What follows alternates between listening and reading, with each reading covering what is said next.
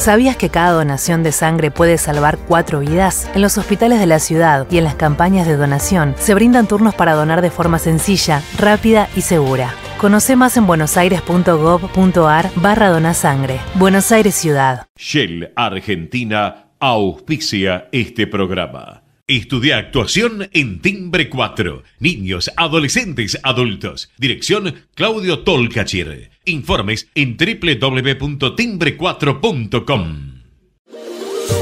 Voy es la primera red de estaciones de servicio low cost del país y nació en Junín. Voy es energía accesible, energía posible, energía de calidad. Pasá por Voy en Avenida San Martín y General Paz y carga combustible al mejor precio. Para más información, ingresa a www.voyconenergia.com.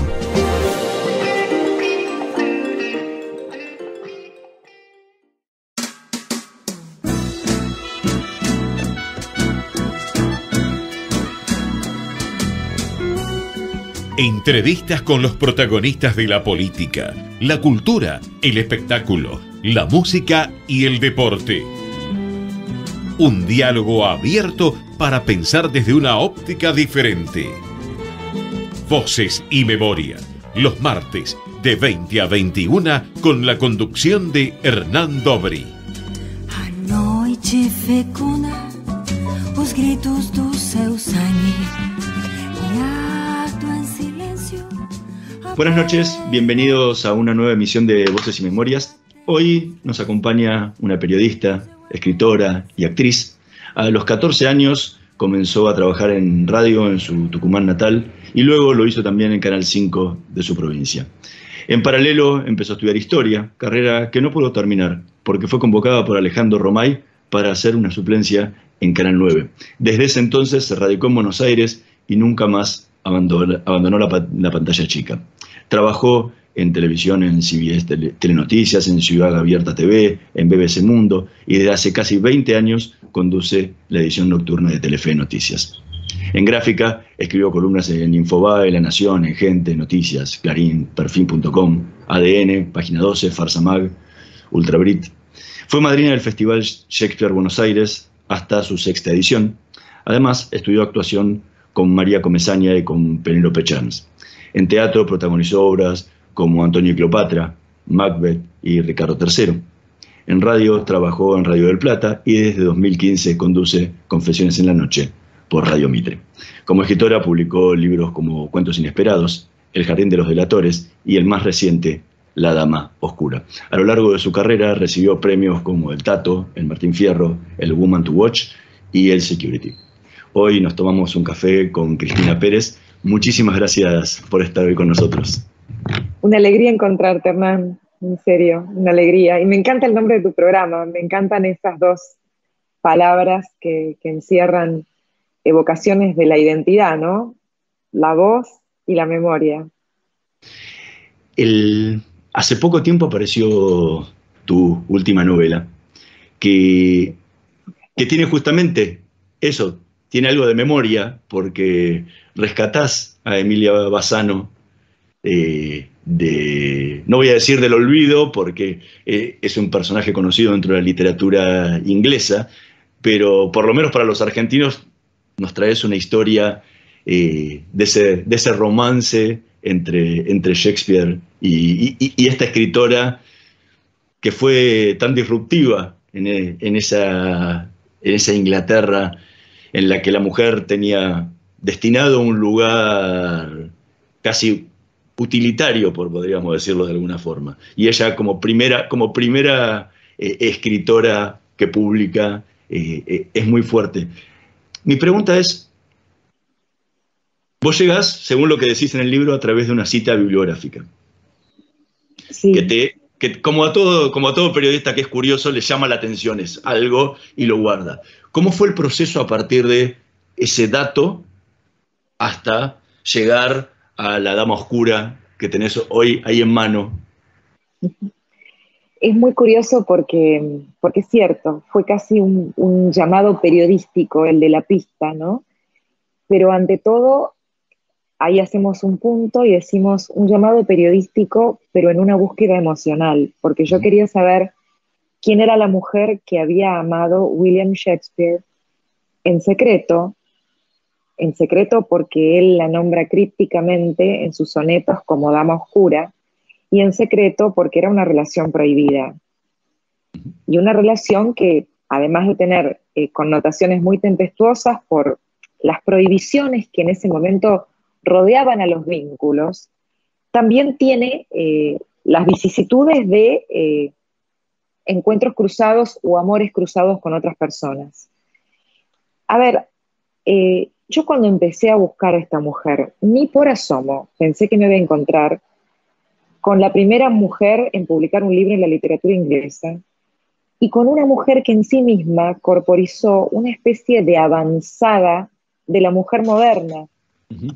Primero porque, a ver, ella en los cánones de la literatura inglesa no está muy bien tratada en el sentido de que está bastante olvidada. Cuando vos dijiste al principio esto de rescatarla, no solo es un rescate en español, creo que también es un rescate en inglés, porque se ha valorado siempre a los hombres del siglo de oro de las letras inglesas, pero mujeres ni por asomo. Y aparte, el libro de Emilia, que viene como corolario de una vida dificilísima, donde nos faltan vejámenes físicos, aceptar ser la amante de un hombre 40 años más que ella, que era el hombre más poderoso de Inglaterra, sostenerse con su carrera artística e intelectual, cuando eso era una situación absolutamente extraordinaria. Ya su formación era extraordinaria, que ella en parte la tiene por una mezcla de elementos que cuando orbitan juntos cambian la vida de una persona. Ella es hija de una familia de músicos que son judíos italianos, que escapan de la Inquisición en Venecia, y los contrata Enrique VIII. A partir de ahí, estos 6 hermanos empiezan a convertirse en grandes músicos de la corte, porque Venecia tenía los músicos más excelsos de Europa, y el papá de Emilia tiene 4 hijos, de ellos una hija más grande que nunca se dedica a la música, 2 varoncitos y Emilia. Los 2 varones se le mueren, solo le queda Emilia para transmitirle la educación musical, y él, en un acto de lucidez, porque esto no puede haberlo decidido Emilia, porque tenía 6 años, la manda a formarse, a estudiar, a aprender a leer y escribir y a formarse intelectualmente con una de las damas de la época, que era una dama humanista. Entonces Emilia recibe lo que no recibía 9,5 de cada 10 mujeres de esa época, que era una instrucción, una alfabetización y una instrucción humanista. De manera tal que cuando ella digamos, su vida empieza en la corte, ya tenía en sí misma la aportación de una gema, digamos, en su propia constitución intelectual y de identidad. Pero había que ir adelante con eso, en un mundo donde la mujer no tenía estatus jurídico autónomo. Entonces dependía o del padre, o del hermano, o del marido. Lo más cerca que podía estar de la libertad era ser viuda. O sea, eran situaciones donde fíjate que hasta la reina de Inglaterra en ese momento tiene que resistir un matrimonio para mantener el poder, o sea, no casarse para mantener el poder. De alguna manera postergar su vida emocional, porque las personas, y sobre todo la nobleza, no elegían con quién casarse. El amor romántico, el amor de las parejas que elegían, empezaba a surgir en la plebe. Era más común que hubiera hasta acuerdos, que hubiera un poquito de voz y voto, pero era algo que comenzaba recién a vislumbrarse. El amor era un arreglo, los casamientos eran un arreglo. Entonces todas las elecciones, los amores libres, eran amores prohibidos. Tremendo, o sea, hoy no lo podemos imaginar. No, bueno, ¿sabes a qué me hace acordar mucho el personaje y la forma? Obviamente que las cuestiones de fondo son diferentes. A Madame Perillon acá en Buenos Aires. Bueno, sí. Ella bueno, que tiene que moverse y utilizar ella sus dones como para siempre poder estar y poder seguir adelante y poder avanzar, porque también tiene todas las imposibilidades, ¿no? Lo que pasa es que la Perichona, ¿no? Así para decirlo criollamente, ¿no? Ella ya está en el siglo XIX. Pero seguía la cosa igual. Ella seguía siendo... Ya pasó la Revolución Francesa. Ya hay otros cantos de libertad. Vos fíjate que Emilia ya habían escrito mujeres cuando la Perichona hacía de las suyas en el Río de la Plata. Pero fíjate que Emilia vive en un tiempo donde una mujer no podía firmar más que poemas religiosos. No había publicado nunca un libro. Ella consigue un mecenazgo en un contexto donde esto era inexistente. Así que bueno, me parece que estamos ante una mujer que podría ser un heraldo del feminismo. De hecho, en su libro, ella publica en una especie de manifiesto al lector una vindicación a las mujeres, que es muy conmocionante, porque tranquilamente la podría relatar, narrar, leer hoy una mujer y parece escrita para hoy, ¿no? Sí. Donde pide que a la mujer se la valore por su mérito y su virtud, y que los hombres la liberen de su tiranía, le concedan su soberanía, porque tiene derecho a ser tratada como una igual. Mirá las palabras, aparte. ¿Y cómo fue el proceso de trabajo?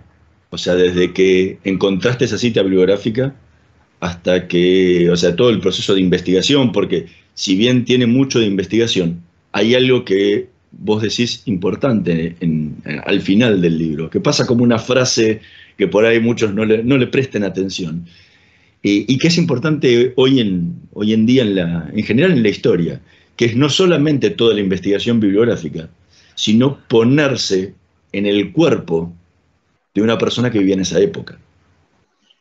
Mira, Hernán, yo tuve, si se quiere, llamémosle así, un camino anticipado para esta historia que me facilitó todo el desarrollo, que son mis 15 años de haber estudiado Shakespeare y su época. Shakespeare yo digo, uno nunca es un experto en Shakespeare, siempre es un estudioso porque es infinito. Entonces, 15 años de estudio de Shakespeare y su época me hicieron conocerla y vivirla, saber dónde me estaba moviendo, en qué espacios, en qué cultura, bajo qué paradigmas, bajo qué cosmovisión. Entonces yo entré al mundo de Emilia como quien entra a un mundo que ya conoce. A partir de ahí me dediqué mucho al estudio no solo de Emilia, sino de todos los personajes que participan de esta historia, en un approach que yo mezclaría entre lo histórico y biográfico con la empatía que permite la literatura. Yo no soy una escritora que juzgue. En mi novela vos habrás visto que no hay, que los personajes, yo tampoco digo que son justificados, pero sí son comprendidos, contados como son, con sus claroscuros. De pronto vos tenés a alguien que en un momento lo odias en la novela y luego entendés algo muy humano de esa persona. O cómo la vida misma te hace aceptar singularidades que en un momento podrías no haber perdonado, ¿no? Hay varios momentos así en las relaciones de ella con William, de ella con el conde, de ella con el barón, de ella con su marido, que es una relación espantosa, y sin embargo tiene un momento de redención, si se quiere. Entonces, yo lo que traté es de pintar esos personajes y pintar esa época, no para que fueran como a mí me gustaría, sino para encontrar su verdad y sus motivaciones, digamos, porque me parecía que era la forma de llegar a la verdad. Y con respecto a los hechos, yo trabajo con el formato de la novela clásica, me armo un plot, un argumento, primero construyo el argumento y luego lo voy llenando. Mientras lo voy llenando aparecen capítulos entre los capítulos que yo había imaginado.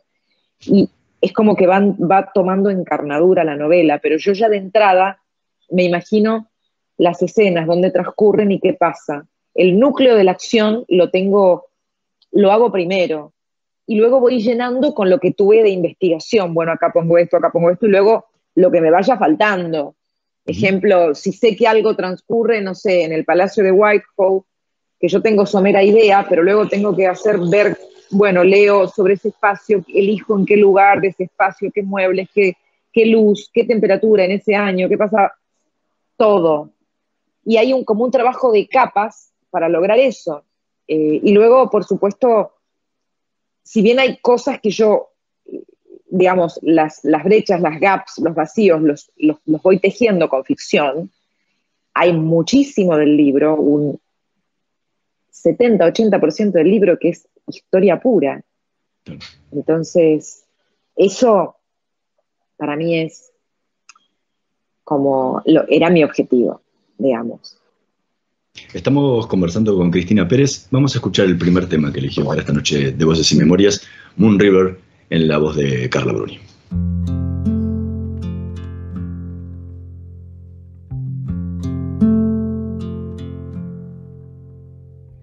Moon River, wider than a mile, I'm crossing you in style someday. Oh, dream maker, you heart breaker, wherever you're going, I'm going your way.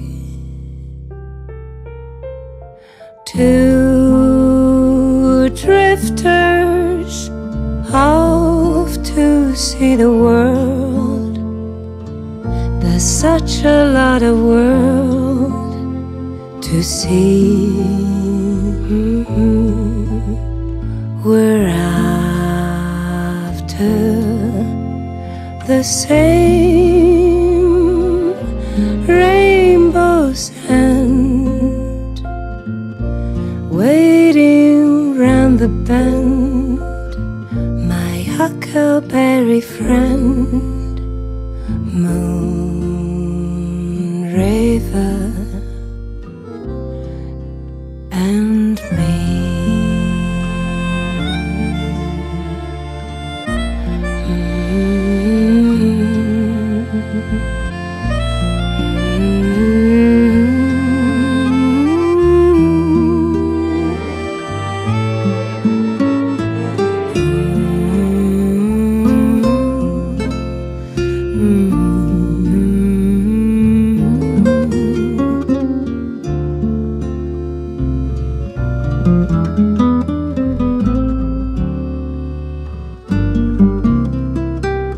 Two drifters off to see the world. There's such a lot of world to see. Escuchábamos Moon River en la voz de Carla Bruni, tema que eligió Cristina Pérez para esta noche de Voces y Memorias. ¿Por qué esta canción? Me gusta mucho esa canción por Desayuno en Tiffany, que la canta Audrey Hepburn en la ventana, y está arriba Peppard, no me acuerdo el nombre del actor, el apellido era Peppard, George Peppard era, Sí. y la está mirando así, que él es un escritor medio fracasado y ella está tratando de encontrar la vida en la gran ciudad, y tienen ese momento de amor tan bonito. Esa canción, esa película que parece tan frívola y es tan profunda, porque en definitiva ellos se encuentran el amor en su identidad cuando rompen las barreras de la apariencia, y esa canción es divina. Hay una versión de Sinatra que me gusta mucho, Sí. pero la de Carla Bruni me parece que la puedo cantar yo, así que la pongo a esa. Bueno, es lo que te falta. Ya hiciste Bueno, piano, te falta no, cantar. soy muy desafinada, muy desafinada. Recién comentabas la forma de trabajo que llevaste adelante para escribir el libro.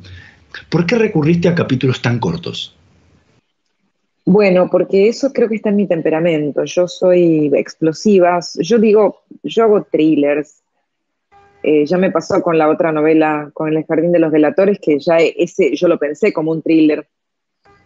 Y esta novela, yo no me di cuenta que eran tan cortos los capítulos. Son como cuadros, ¿viste? Son como Eran como cuadros. imágenes. Sí, pero tienen mucha acción. Son acción pura. Es una novela donde no sobran las palabras. Creo que no respirás. Hay algo de eso, que no respirás. No, va, tú. No sé, porque creo que es mi temperamento y el empeño mío en que cada palabra cuente, ¿viste? Porque es una novela económica en palabras. O sea, no es una novela circular, que se regodea, que va... No, es como que los principios clásicos de la acción están puestos como primer nivel. ¿Y qué diferencia hubo en tu trabajo entre El Jardín de los Delatores y, y La Dama Oscura. El Jardín de los Delatores es una historia totalmente de ficción futurista, que tiene como búsqueda, si se quiere, bueno, son dos periodistas de investigación los protagonistas, y a uno de ellos lo matan. Y tiene la búsqueda de la verdad interior de un periodista investigando solo, de las relaciones con el poder, del peligro, también hay algún toque ideológico un poco libertario. Yo siempre es como que la libertad es mi ópera prima, y eso también está un poco en Emilia sin haberlo buscado, porque Emilia de alguna manera también es una heroína de la libertad. Creo que bueno, eso es un tema primordial en mí. Lo otro pueden ser el abrazo de la verdad y la belleza. Pero volviendo a tu pregunta, el ritmo tal vez es también por la influencia de Shakespeare, porque Shakespeare es económico, es acción pura, es respiración. Y yo tengo la sensación de que, o sea, yo puedo leer Proust y digo, qué maravilla, y me quedo contemplando, pero a la hora de escribir, yo tengo como que tengo la obligación conmigo misma de contar la historia. Si vos querés, tengo la economía del periodismo en la novela. O sea, te lo preguntaba a nivel de proceso de escritura, porque la anterior fue tu primer novela. Si bien no es tu primer libro publicado, es tu primer novela, por lo menos sí, publicada. es más larga, tiene 575 páginas. Pero no iba a la cantidad de páginas o no, sino al proceso, a la forma de escribir. Una cuando escribe la primera novela tiene las inseguridades del nuevo género y todo el ensayo de cómo va a ser. Acá ya tenés la experiencia de la anterior, Hernán? Y que por eso quería saber cómo había sido la diferencia en vos a la hora de escribir una y otra.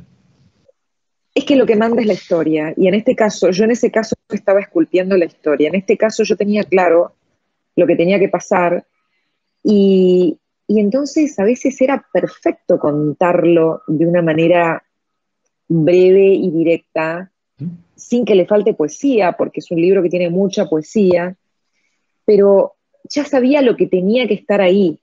Entonces creo que también el libro se deja leer por eso, ¿no? Que es como que vas cabalgándolo, es un libro que se cabalga, es un libro de galope, más allá de que por ahí te tenés que quedar en los capítulos, porque hay mucha complejidad de nombres, pero también, bueno, me parece que pude hacer un libro bastante pictórico, si se quiere, de pintar una época, pintar lugares, climas, atmósferas. El libro lo escribiste casi en 6 meses. Sí. En plena pandemia. O sea, tuviste una velocidad de escritura impresionante para un libro con la complejidad que tiene La Dama Oscura. ¿Por qué tardaste 6 años entre el anterior y este? Bueno, es súper interesante tu pregunta. Primero que yo creo que este libro lo escribí en 6 meses porque conocía todo de la época. Entonces, tenía la investigación sin querer, la tenía casi hecha. Y el año pasado escribí otra novela que me llevó un año escribir, pero no está publicada por una cuestión de derechos. O sea que en estos 2 años escribí 2 novelas. Te iba a preguntar. Claro, ¿viste? Y es una novela de amor muy hermosa, en los años 50 en Nueva York, muy hermosa, pero tengo que esperar a ver si logro que me autoricen publicarla. Y cuando tenía la frustración porque no podía publicarla, surgió esto. Y fue como que me capturó, me invadió mi espíritu, mi líbido, mi fuerza vital, ¿viste? No podías parar. O sea, había días que yo me levantaba, como ella es una intérprete musical también, yo me levantaba y escribía con música isabelina. Entonces, el año pasado, en enero, me fui a Dubái. Empecé en Dubái la investigación. y no podía parar. O sea, no podía parar. Yo estaba, y me levantaba, ponía música isabelina y primero investigaba, luego el plot, luego, y era explosivo, no paraba. O sea, había mi editor, uno de mis editores son Florencia Cambariere y Genaro Press. Mi editor me decía, Cristina, vas bien, tranquila. Y yo tiraba capítulos como una enajenada. Pero bueno, vaya a saber. Yo siento que, ¿sabés qué? Siento que parece un poco esotérico, pero yo siento que de alguna manera Emilia y yo nos buscamos, si se puede decir así. Emilia y yo nos buscamos y amamos al mismo hombre. Pero no lo pudieron compartir. De alguna manera sí. Estamos conversando con Cristina Pérez. Vamos a hacer una pequeña pausa. En un minutito más volvemos con más Voces y Memorias. No se vayan. Vamos la radio, somos tu voz. Vamos con Eco, siempre la verdad y la mejor información. Estamos llenos de historias verticales. Gira tu celular. En Catamarca tenés algo distinto para contar. ¡Girá! ¡Girá! No te pierdas de nada. Vení a contar una historia distinta.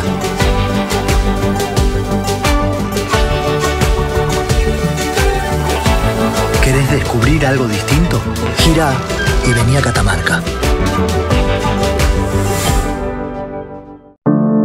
Cuidar es la herramienta digital del Ministerio de Salud. Descárgala en tu celular a través de tu App Store o Google Play y carga tus datos.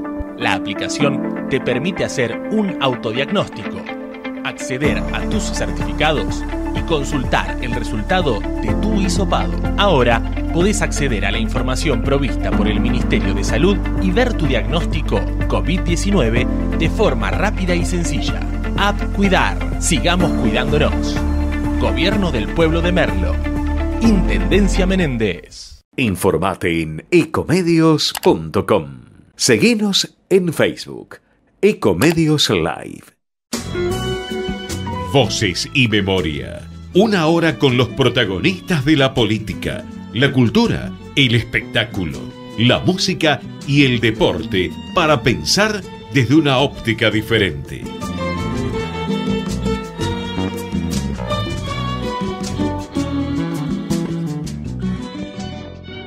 Seguimos en Voces y Memorias conversando con Cristina Pérez. Recién hablabas un poco de la pasión que te generó la escritura y la investigación y la velocidad con la que se dio todo.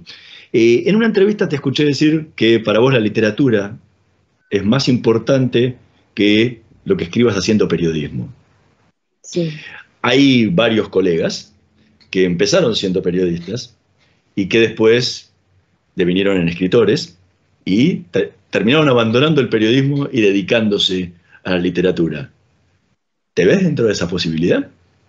No, la verdad que no, porque en mí funcionan como capas. Lo que pasa es que la capa primordial es la literatura, porque es la primera, realmente es la primera biográficamente en mi vida, intelectualmente. Yo a los 7 años ya tenía en mis manos libros gordos de poesía con tapas duras, que me había regalado una de mis abuelas, y fui una lectora ávida y realmente apasionada desde muy niña.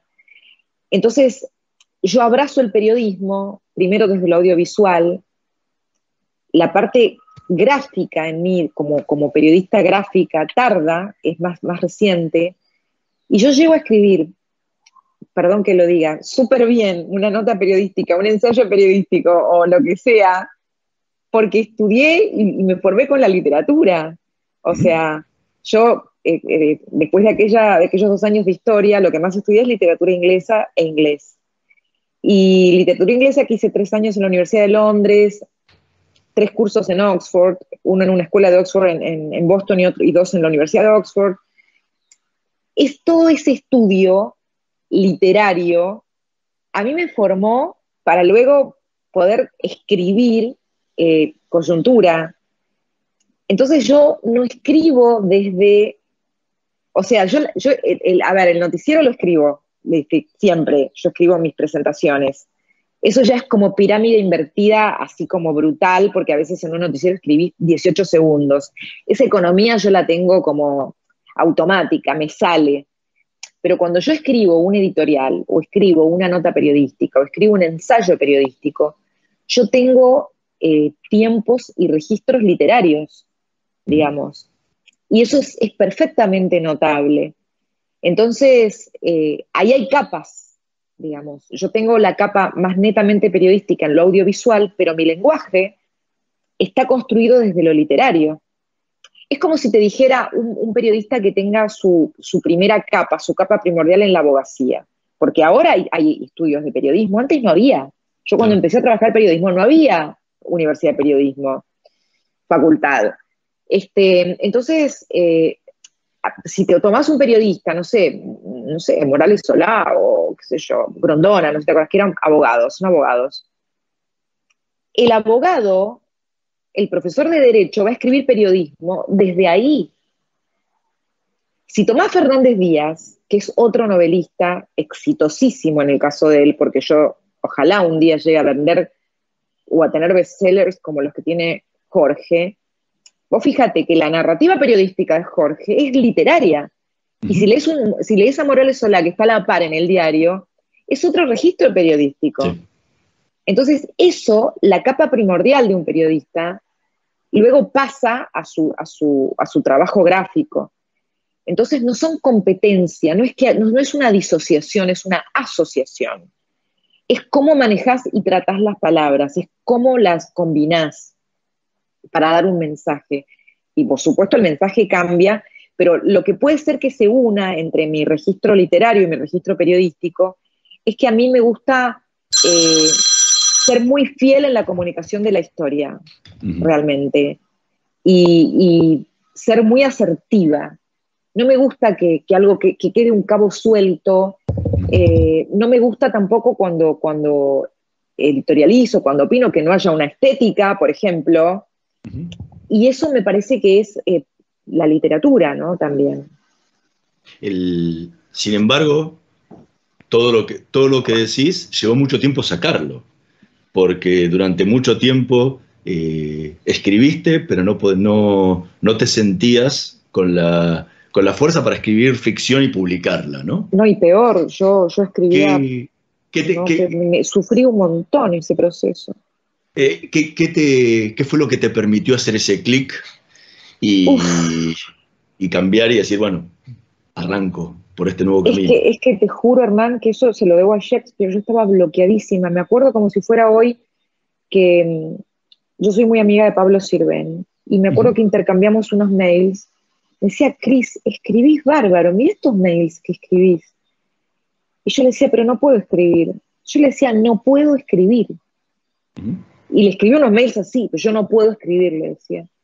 Bueno, ahí, digamos, emergió en mi vida el romance con Shakespeare, que bueno, ya es amor, pero emergió Shakespeare, yo me empiezo a preparar para aplicar en la universidad en inglés, y el inglés me liberó. El inglés me liberó, porque al empezar a escribir, yo empecé a escribir en inglés, no en español. Si querés, balbuceando, porque imagínate que es mi segunda lengua, más allá de que hubiera tenido un puntaje alto en ese momento. Pero empecé a escribir en inglés. Entonces, ahí me solté en el español. No sé por qué, ¿viste? Probablemente porque el idioma lo tenía tomado a lo que era el noticiero, las noticias, que es un formato riguroso. Y bueno, cuando empezó ese proceso, fue como una fuente que se soltaba. Y fue después de los 30, no es que fue antes. Pero yo secretamente tenía todas las palabras, toda la capacidad, pero estaba bloqueada. Y cuando pude liberar ese bagaje que tenía reprimido en mí, que se lo voy a agradecer toda mi vida también a mi editora, Flor Cambariere, porque cuando me llamaron me dijeron, vos tenés que escribir. porque me habían escuchado en radio hablar, y me dijo, escribí cuentos. Cuando me dio la orden y me tiré a escribir cuentos, podía pasar que en un día, en menos de 24 horas, terminaba un cuento. Que mi primer libro, Cuentos Inesperados, es un libro hermoso, que te juro, yo el día de hoy lo leo y me encantan los cuentos. Por supuesto que es otra escritora, yo hoy me veo ahí, veo otra persona, pasaron casi 10 años. Pero bueno, es como que me fui pariendo a mí misma como escritora y me costó mucho. Yo sufrí el silencio, digamos. Y al mismo tiempo eso coincide con tu lanzamiento como actriz, en empezar también a casi la misma época, ¿no? Es que fue como que hubiera habido una ¿no? liberación total, ¿no? Fue Shakespeare. Yo por eso te digo que para mí Shakespeare es un hecho capital en mi vida, por todo lo que me pasó a mí a partir de ahí. Vos no sabés lo feliz que yo fui en el teatro. El otro día me decía alguien, ¿me extrañás? Sí. Lo que pasa es que el teatro lleva tiempo que yo hoy no tengo. Porque la radio, yo antes ensayaba a la noche y ponía las obras de teatro el fin de semana. Yo no sé si podría hacer eso hoy, era un esfuerzo que yo te juro hoy no sé si lo podría hacer porque trabajaba de lunes a domingo, ¿te das cuenta? Y los personajes que hice, te aseguro que son como que te atraviesan la carne, porque cuando vos tenés que estudiarte un texto de Shakespeare y ese texto transcurre en vos, es estremecedor, ¿viste? Te transforma, te conmueve, te revoluciona. Así que yo la verdad que soy una agradecida de haber pasado por eso. El teatro es comparable con lo más trascendente, te diría con el amor, una relación sexual con una persona que amás, con la radio. La radio es muy trascendente, la radio es verdad pura. Cuando a vos te debe pasar que haces la radio y uno está lanzado, no hay red. Y a veces tampoco tenés certeza de que el otro te agarre en el trapecio. Eso también pasa. La radio es tremendamente fascinante, hipnótica, porque creo que somos doblemente en la radio o en un escenario. La tele la controla más uno que la radio. Por supuesto que tenés que tener los elementos de control. A eso seguro. ¿No?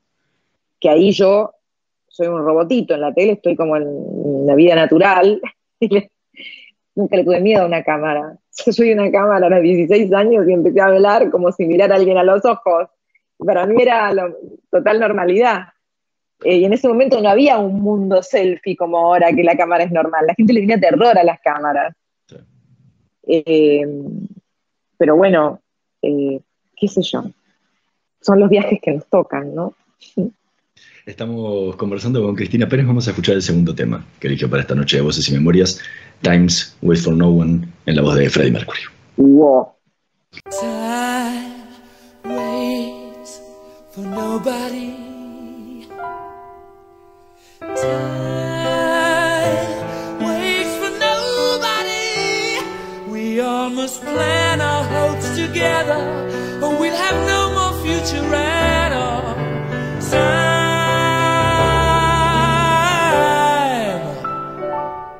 waits for nobody.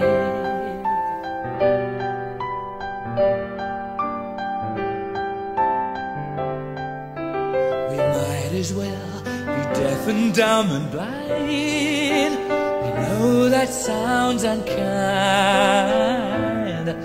but it seems to me we've not listened to or spoken about it at all. The fact that time is running out for us all. Time waits for nobody. Time waits for no one. We've got to build this world together, or we'll have no more future 'cause time,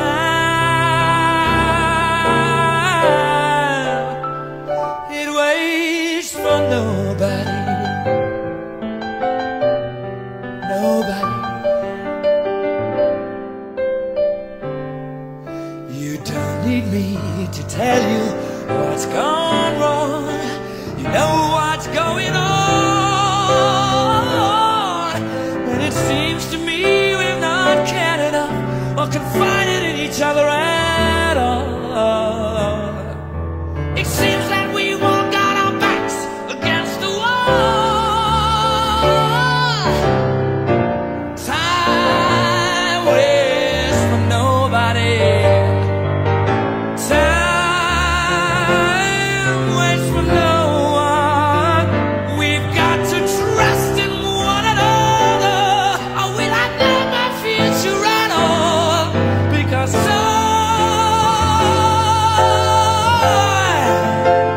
waits for nobody, waits for nobody.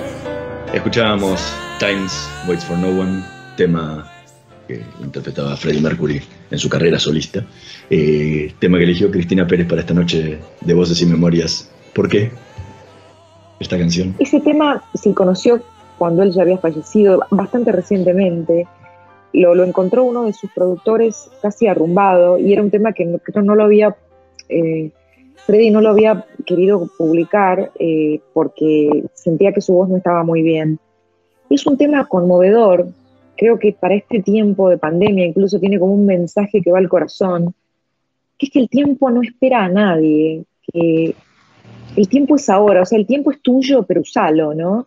Y es tan conmovedor como está interpretado que los errores técnicos que él haya visto, porque bueno, por algo era un soprano exquisito, los entiendo, y que seguramente lo grabó ya estando enfermo, pero para mí es una gema absoluta de una belleza inconmensurable.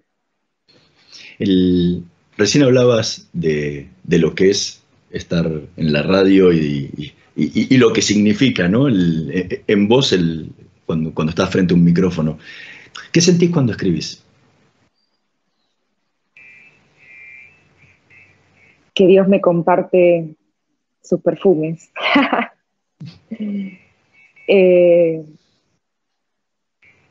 Es un acto divino escribir. Porque uno no es dueño de todo lo que escribe. Hay un proceso del que uno no es totalmente dueño, pero sí es protagonista. Y a veces no sabes cómo baja desde acá, desde tu cabeza, desde tu corazón a la punta de tus dedos, algo que se transforma en palabras. Hay cosas que van con intención, cosas que van inconscientes, cosas que van porque se razonan en el momento. Por eso para mí es muy importante no adelantar en mi cabeza algo que voy a escribir, porque tiene que estar vivo, tiene que ocurrir mientras lo escribo, me reprimo eso. Es algo impresionante. ¿Y qué diferencia hay entre las sensaciones que tenés cuando escribís que cuando estás arriba de un escenario?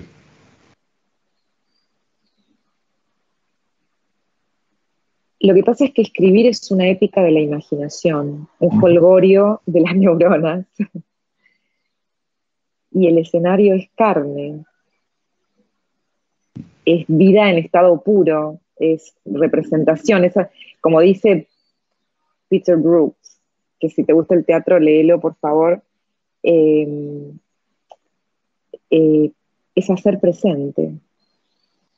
Nosotros vivimos en el presente, pero hacer presente es tremendo, y el teatro es hacer presente, porque hay que subirse a un escenario a hacer presente, no a hacer algo a repetir o a fingir. Un actor que se precie de tal, lo que anhela es poder preparar su alma para ser capaz de hacer presente, de que eso que ocurre en la escena sea presente puro al tiempo que ocurre el presente de los espectadores, casi como salirse de su vida para meterse en otra, habitando esos textos, ¿no? Entonces, es diferente, es muy diferente y muy físico. Creo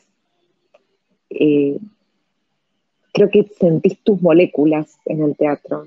Por eso yo lo comparo hasta con una relación sexual, porque es muy físico. sentís tus moléculas. ¿Y qué diferencia hay con la radio y la televisión? Porque también ahí es muy físico. Porque uno, bueno, uno ve al otro presentando las noticias o hablando Sí. y compañía, pero por dentro pasa una procesión fuerte que significa la responsabilidad de estar frente al micrófono y frente a una audiencia que uno no ve. Lo que pasa, mira, la radio es salada y es verdadera, es el medio que más se parece a la vida, realmente. Si uno tuviera que compararlo, es el medio que más se parece a la sustancia de la vida, a la materia de la vida. Y con esa espontaneidad. Entonces, podés ocultar poco en la radio, te obliga a verdad. Pero una vez que ya te entregaste a esa verdad, si tenés sustancia, porque si no tenés sustancia, la radio te lo muestra.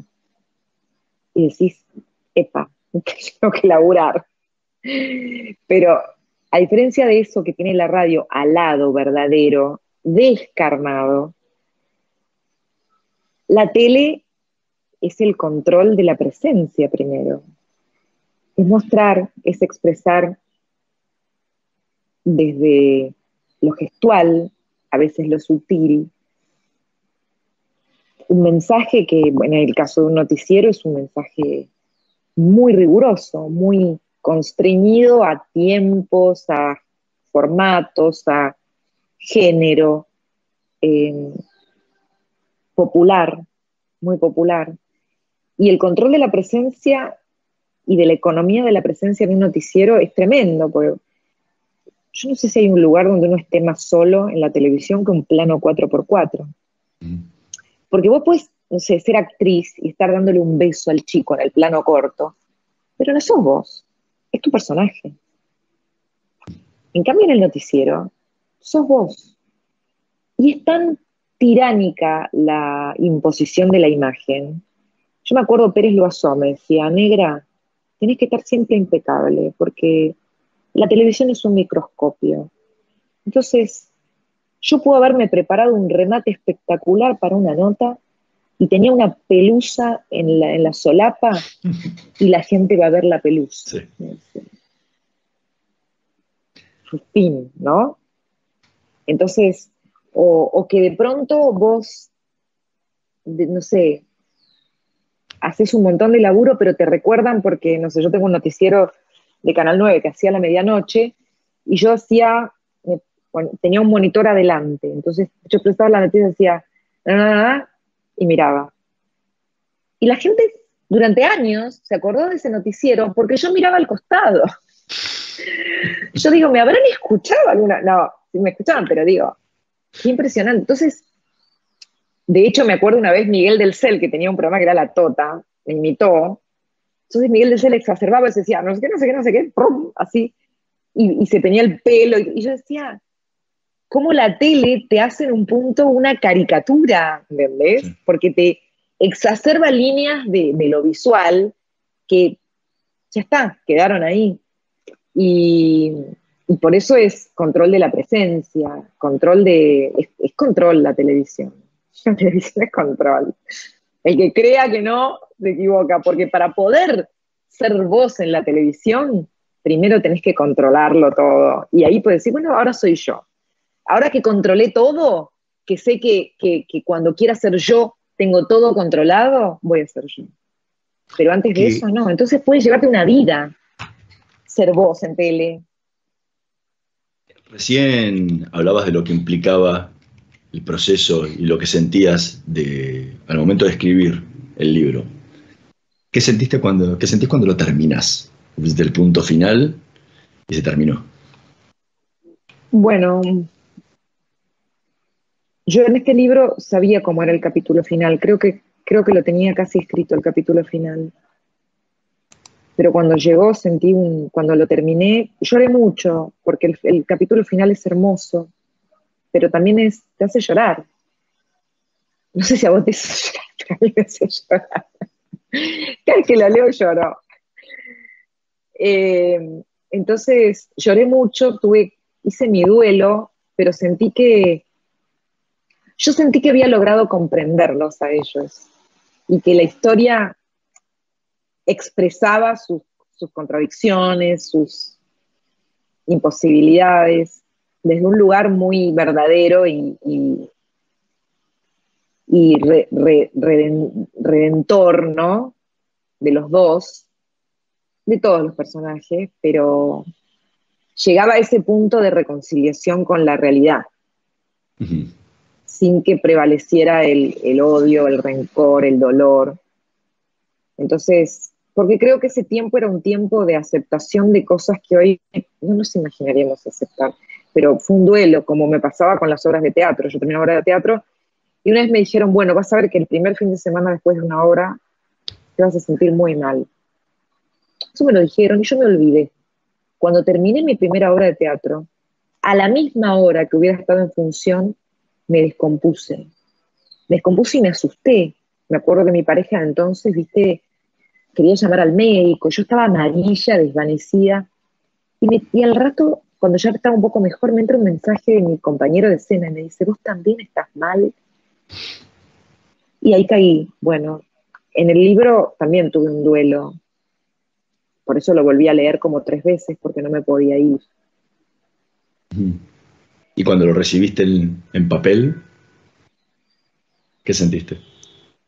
Primero me pasó algo muy lindo, que es que grabé el audiolibro. Y cuando terminamos de grabar el audiolibro también lloré mucho. Lloré un montón. O sea, yo primero lo vi para leerlo, lo leí entero, en voz alta. Es tremendo. Y después, cuando lo vi, nunca lo vi como algo externo, lo vi siempre como algo físico mío, digamos. No sé por qué. Cristina Pérez, muchísimas gracias por habernos acompañado esta noche en Voces y Memorias. Fue realmente un placer el haber podido charlar con vos. No, un placer para mí, un placer, me encantó aparte esta charla, me encantó. Gracias a vos, Hernán, de corazón. Y por leer el libro también. Fue un placer, realmente. Gracias, gracias. Nosotros vamos a reencontrar la próxima semana en la operación técnica Carlos Heinze y Gerardo Subirana. En la edición Javier Martínez. Nos vemos la próxima semana. Chao. ¿Sabías que cada donación de sangre puede salvar 4 vidas? En los hospitales de la ciudad y en las campañas de donación se brindan turnos para donar de forma sencilla, rápida y segura. Conoce más en buenosaires.gov.ar/donasangre. Buenos Aires Ciudad. Shell Argentina auspició este programa. Estudia actuación en Timbre 4. Niños, adolescentes, adultos. Dirección Claudio Tolcachir. Informes en www.timbre4.com. Voy es la primera red de estaciones de servicio low cost del país y nació en Junín. Voy es energía accesible, energía posible, energía de calidad. Pasá por Voy en Avenida San Martín y General Paz y carga combustible al mejor precio. Para más información, ingresa a www.voyconenergia.com.